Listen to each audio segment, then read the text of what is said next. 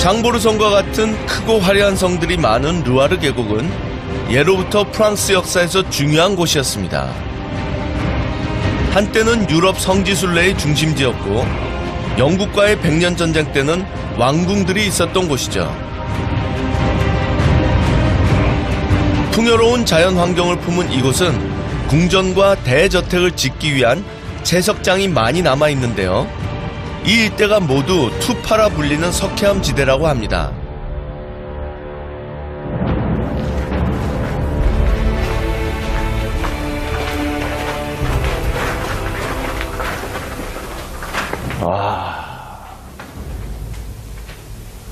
돌을 파내고 난 자리엔 이렇게 큰 동굴이 생겼는데요. 당시 채석량이 어마어마했나 봅니다.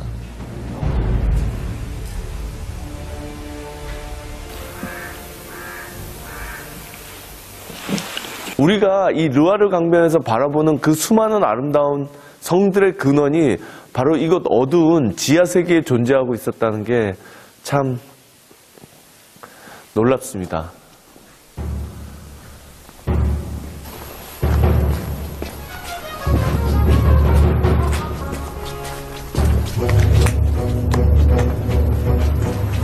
이곳 수제 상피니는 채석하고 난 빈 동굴을 창고나 주거지로 사용하는 마을인데요. 현재 이곳에서 살고 있는 시주 씨의 집을 찾았습니다.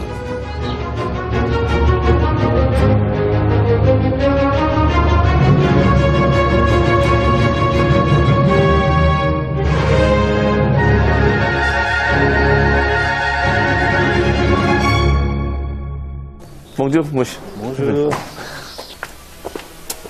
와. 시주 씨는 이곳에서 대를 이어 와인을 생산하고 있다는데요. 동굴은 주차장과 와인 생산 작업장, 그리고 와인 저장고로 사용하고 있답니다. 그를 따라 와인 저장고로 향했는데요.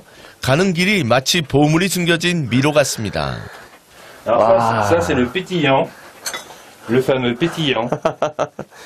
오, 이게 굉장히 차가워요. 이 지역의 특산품인 페티앙은 샴페인과 같이 톡 쏘는 거품이 특징인 스파클링 와인입니다. 이게 지금 다 이 동네에서 난 와인들이에요. 그러니까 이 르와르 강변이 사실은 보르도나 불고뉴 정도는 아니어도 굉장히 중요한 프랑스의 와인 산지거든요. On va donc boire un verre de l'amitié, tous les... Et donc vous allez fameux goûter au fameux saumur. 예. Merci. Au pétillant de saumur. 와, 멜시. 야, 이게 굉장히 맛있어 보이는데요? 스파클링 와인을 딸 때는 조심해야 하는데요. 너무 잘 따셔가지고 원래 이렇게 팡 해야 되는데 이렇게 근데 원래 이렇게 따야 거품이 보관되기 때문에 이게 사실 훨씬 맛있거든요. 이렇게 해야 와인 고유의 맛과 톡 쏘는 기포를 제대로 음미할 수 있다고 합니다. Santé? 쌍떼.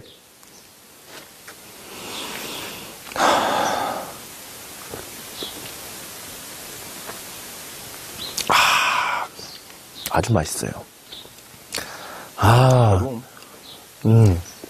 très bien. Très bien. Les avantages d'habiter dans une maison troglodyte, c'est que déjà au niveau pour l'hiver déjà, ça a une importance capitale, c'est que en fait on sent beaucoup moins le froid que les maisons traditionnelles, même les maisons neuves. Merci. Merci. 이 동굴 밖엔 또 어떤 세계가 펼쳐져 있을까요? 야, 뭔가 이렇게 딱 너른 뭔가가 있을 것 같은 분위기인데 굉장히 궁금한데요? 야.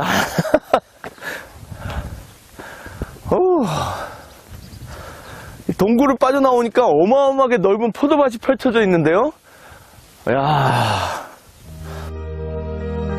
이 지역에서 포도가 재배되기 시작한 것은 2000여 년 전 고대 로마 제국이 이 땅을 정복했을 때부터라고 합니다. 정말 풍요로운 땅이네요. 이 르와르 강변이 워낙에 풍요로운 땅으로 유명하거든요. 그러다 보니까 프랑스 사람들은 이곳을 프랑스의 정원이라고 불렀습니다. 그것은 이 지역에 80여 개가 넘는 왕들과 귀족들의 성들이 있었기 때문인데 결국 그들이 이곳에 성을 짓고 살 수 있었다는 것은 그만큼 이곳에서 풍요로운 삶이 가능했기 때문이죠.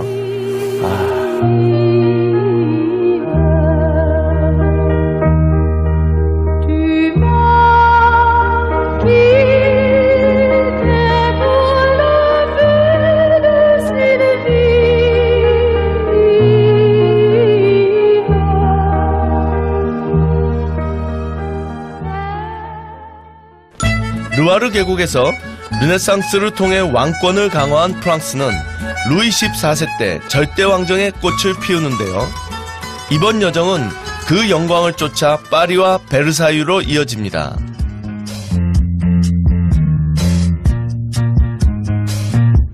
Sous aucun prétexte, je ne veux avoir de réflexe malheureux. 예술과 낭만의 도시 파리. 파리를 제대로 느끼기 위해서 찾아야 할 곳 중에 하나는 몽마르트 언덕입니다. 이곳은 여행객의 발길이 끝없이 이어지는 곳이죠. 시내에서 가장 높은 언덕인 이곳에서 바라보는 파리의 모습은 무척이나 인상적입니다.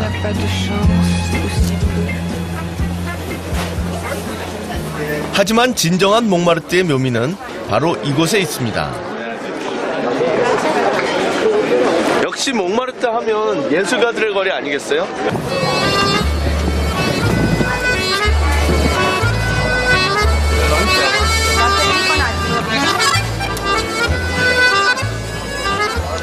(19세기) 가난한 예술가들의 아지트였던 이곳은 고흐와 피카소, 마티스 등을 배출한 화가들의 고향인데요. 지금도 그 전통이 이어져 많은 무명 화가들이 활동하고 있습니다.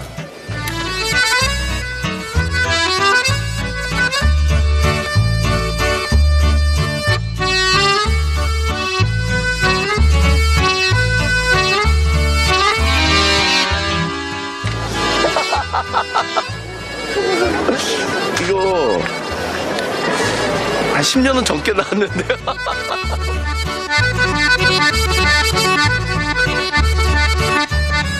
예술과 낭만, 자유가 가득한 몽마르트를 떠나 프랑스 절대왕정이 잉태한 요리를 맛보기 위해 한 식당을 찾았습니다.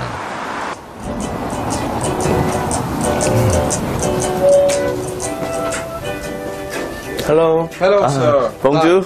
Bonjour. Bienvenue. Welcome. À Top Nice to Marvel. meet you. 와. 덩굴 식물과 섬세한 꽃무늬, 긴 실루엣의 여인 이미지로 장식된 이 식당은 전형적인 아르누보 양식으로 꾸며져 있는데요.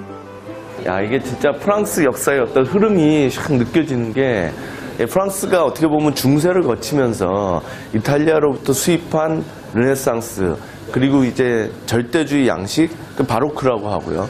그 후에 이제 프랑스 혁명을 거치면서 뭐 낭만주의라든지 고전주의라든지 이런 어떤 흐름을 쭉 거쳐서 이제 19세기 말에서 20세기 초에 이런 아르누보 양식까지 온 거거든요. 그러니까 정말 역사와 함께하는 그런 공간이다라는 느낌이 드네요. 이런 공간에선 어떤 음식이 만들어질지 궁금해집니다.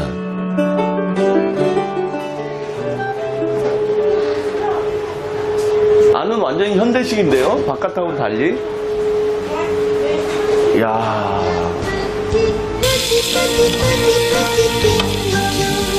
중국, 터키와 함께 세계 3대 요리로 꼽히는 프랑스 요리가 오늘날 예술이라고 평가받게 된 건 궁중 요리의 영향이 큽니다. 절대왕정을 꽃피운 루이 14세 때부터 화려해진 궁정 문화는 요리에도 많은 발전을 가져왔는데요. 그로 인해 프랑스 요리가 세계적으로 유명해진 거죠. 모든 문화가 그러하듯 음식이야말로 그 시대를 대변하고 있습니다. 이 프랑스는 원래 굉장히 풍요로운 땅이기 때문에 식재료가 풍부했거든요. 그러나 오늘날 같이 이렇게 격식 있고 뭐랄까요 화려하다 할까 장엄한 어떤 이런 코스 요리로 발전을 하게 된 거는 결국은 이제 정치 문화하고 관련이 있는 것 같아요. 그러니까 르네상스 시대까지만 해도 이태리가 훨씬 발전해 있었지만 까트리네 드 메디치가 이탈리아의 어떤 르네상스적 식문화를 가지고 오면서 그 예의 범절을 가지고 오면서 그것이 루이 14세 때 절정을 이루는 절대 왕정으로 발전해가는 과정에서 결국은 조화, 균형, 예의 이런 것들을 아주 중요하게 생각하거든요. 그 과정 속에서 요리도 하나의 어떤 정치적 행위, 어떤 귀족들 사회를 규범하는 스탠다드로 오늘날과 같은 형식으로 발전을 하게 된 거죠.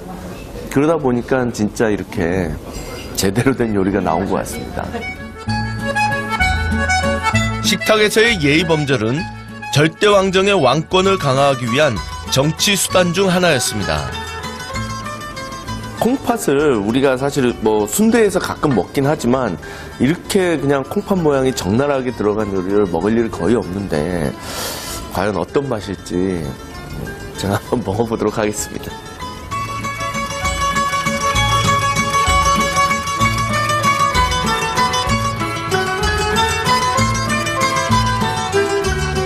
솔직히 처음 먹어보는 음식이라 맛보기가 좀 두려운데요.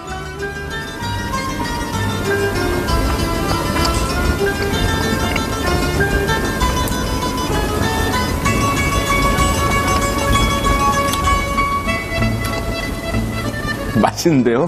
막 걱정 안 해도 될 것 같습니다. 쫄깃쫄깃한 것이 씹을수록 고소한 맛을 냅니다. 유럽의 왕실들이 프랑스 궁정 문화를 선망의 대상으로 삼았던 이유 중 하나는 아마도 이 요리의 깊은 맛 때문이 아니었을까요?